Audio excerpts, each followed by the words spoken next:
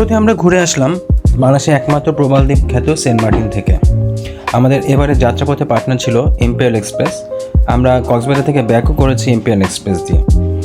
আর এখানে বলে রাখা ভালো, আমরা যে শিপটা ইউজ করেছি, আমরা বারোয়াউলিতে ভ্রমণ করেছি। আমরা যাওয়ার সময় বারোয়াউলিতে ভ্রমণ করেছি এবং আমরা ব্যাকও করেছি বারোয়াউলিয়া শিপ দিয়ে। বারোয়াউলিয়া এবং কর্ণফুলী এই দুটো শিপই সর্বোচ্চ শক্তিশালী ইঞ্জিন নিয়ে সমুদ্রের বুকে চলে থাকে কক্সবাজার থেকে সেন্ট মার্টিনের পথে। বাকি যেই শিপগুলো চলাচল করে তারা ম্যাক্সিমামই কম শক্তিশালী ইঞ্জিন নিয়ে চলাচল করার কারণে এই শিপগুলো সঠিক সময়ে সেন্ট মার্টিন পৌঁছাতে পারে না এবং সেন্ট মার্টিন থেকে ব্যাক করার সময় সঠিক সময়ে কক্সবাজার পৌঁছাতে পারে না, যেই কারণে অনেকটা সময় আমাদের অভিযাত্রী বা আমাদের মতন যারা ট্রাভেলার তারা বিপদে পড়ে যান। তাই আপনাদের কাছে আমার রিকোয়েস্ট থাকবে, আপনারা সেন্ট মার্টিন যদি এই বছর বা আগামী বছর ভ্রমণ করেন, অবশ্যই কর্ণফুলী অথবা বারোয়াউলিয়া শিপটি আপনার গাইড বুকে রাখবেন এবং এই শিপটাতে ট্রাভেল করার চেষ্টা করবেন। অপরদিকে ইম্পেরিয়াল এক্সপ্রেস এবার শিপ শিডিউলের সাথে টাইম মিলিয়ে ননিয়াছড়া ঘাট পর্যন্ত যাত্রীদেরকে সার্ভিস দিয়েছে। ভাড়া তারা বাড়ায়নি, 2000 টাকা, 1800 টাকা এবং 1600 টাকায় তাদের টিকিট পাওয়া গেছে। এবং এটাও বলে রাখা ভালো, যারা বারোয়াউলিয়া এবং কর্ণফুলীতে ভ্রমণ করবেন তারা অবশ্যই আসার সময় 10টা, 10:30টার মধ্যে যে গাড়িটা থাকে সেই গাড়িটা নেবেন, কারণ বারোয়াউলিয়া এবং কর্ণফুলী 8:30 থেকে 9টার মধ্যে ঘাটে পৌঁছে যায় সেন্ট মার্টিন থেকে ব্যাক করার সময়, যদি তারা 5টার মধ্যে ছাড়ে। আমরা সেন্ট মার্টিনে পৌঁছার পরপরই আহ্লাদদান রেস্টুরেন্টে আমাদের দুপুরের খাবারটা সেরে ফেলি। আমরা প্রতিবারই যখন সেন্ট মার্টিন যাই এই আহ্লাদদানে আমাদের 2-3টা খাবার আমরা খাওয়ার চেষ্টা করি, কারণ তাদের খাবারের মান এবং গুণ দুটোই ভালো এবং এখন পর্যন্ত তারা তাদের দুপুরের খাবারের মানটা ধরে রেখেছে। অপরদিকে আমরা আহ্লাদদান রেস্টুরেন্টে আমরা একটা রাতে বারবিকিউ করেছি এবং ইউরো বাংলা রেস্টুরেন্টেও একটা রাতে আমরা বারবিকিউ করেছি। পক্ষান্তরে আহ্লাদদানে বারবিকিউটা আমাদের একদমই পছন্দ হয়নি। তাদের আসলে বারবিকিউর এক্সপিরিয়েন্সটা তাদের একদম বাজে। তাদের কোনো বারবিকিউ, সেটা ফিশ বা চিকেন যেটাই হোক, কোনো বারবিকিউ পছন্দ হয়নি। সো আমার সাজেশন থাকবে, আহ্লাদদানে আপনারা দুপুরে বা রাতে খেতে পারেন, বাট বারবিকিউটা অবশ্যই সেখানে অ্যাটেন্ড করবেন না। অপরদিকে ইউরো বাংলার বারবিকিউটা অনেকটাই প্রচলিত এবং অনেকের মুখে মুখে সারা জীবন ধরে দেখে আসছি, লাস্ট 7-8-10 বছর ধরে। যদিও আমার এটা 13তম বার সেন্ট মার্টিন ভ্রমণ, বাট এবার ইউরো বাংলা রেস্টুরেন্টের খাবারের মান, বিশেষ করে বারবিকিউর মানটা একদমই বাজে হয়েছে। তাদের বারবিকিউটা আমার পছন্দ হয়নি। এর চেয়ে লোকাল রেস্টুরেন্টের বারবিকিউগুলো মাচ বেটার। অপরদিকে আমরা এবার আমাদের যাত্রায় আমরা ড্রিম নাইট রিসোর্টে ছিলাম।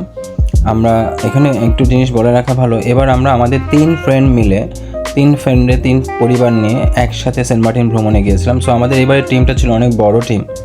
আমাদের 3 ফ্রেন্ডই হচ্ছে আমরা স্কুলের ফ্রেন্ড, তারা তাদের ওয়াইফ, বাচ্চা এবং আমি আমার ওয়াইফ, বাচ্চা এবং আমার আরেক ফ্রেন্ড তার মামি এবং মামাতো ভাই নিয়ে আমাদের সাথে এই যাত্রায় যোগ হয়েছিল।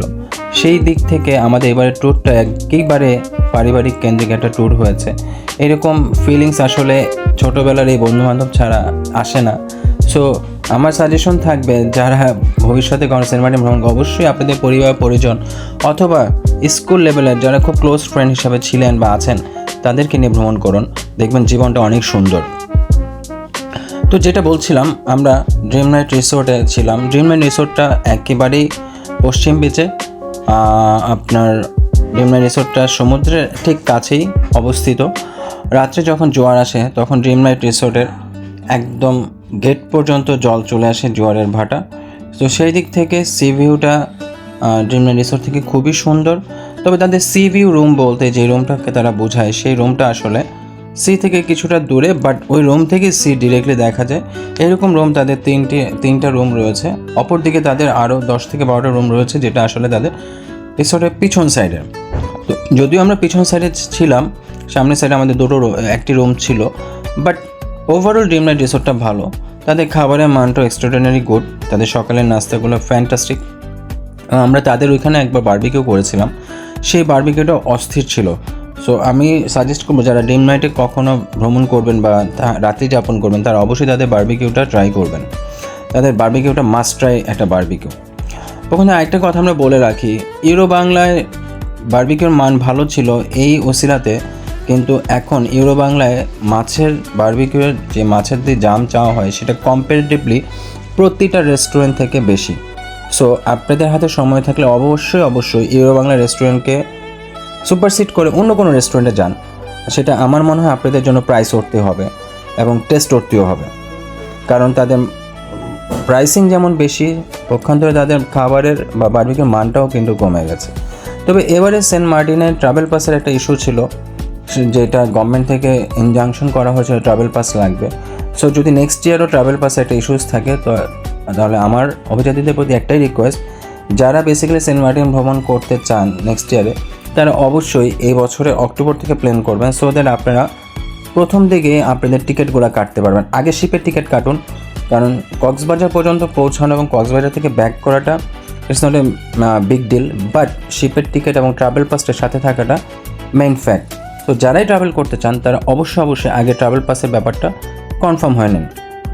অপরদিকে আপনারা যদি বাসের সাজেশন চান তাহলে আমি বলবো, যেহেতু এই বছর ইম্পেরিয়াল এক্সপ্রেস শিপ শিডিউলের গাড়ি ছেড়েছে, শিপ শিডিউলের গাড়ি রেখেছে, তাহলে সেই ক্ষেত্রে শিপ শিডিউলের সময় অনুযায়ী আপনারা ইম্পেরিয়াল এক্সপ্রেসে ভ্রমণ করুন, তাতে করে আপনাদের অনেকটা সময় বাঁচবে, স্টেইং টাইমটা কমবে। অপরদিকে শিপের ক্ষেত্রে অবশ্যই খেয়াল রাখবেন, কর্ণফুলী অথবা বারোয়ালিয়া এই দুইটা শিপে ফার্স্ট প্রায়োরিটি, সেকেন্ড প্রায়োরিটি এবং থার্ড প্রায়োরিটি এই দুটা শিপেই থাকবে। এর বাইরেও যদি আপনাদের কোনো ইনফরমেশনের প্রয়োজন হয় আমাকে গেট ব্যাক করেন, আমাকে ইনবক্স করেন, আমি আপনাদেরকে ইনফরমেশন দিয়ে সহায়তা করার সর্বোচ্চ চেষ্টা করব। ধন্যবাদ, ভালো থাকবেন সবাই।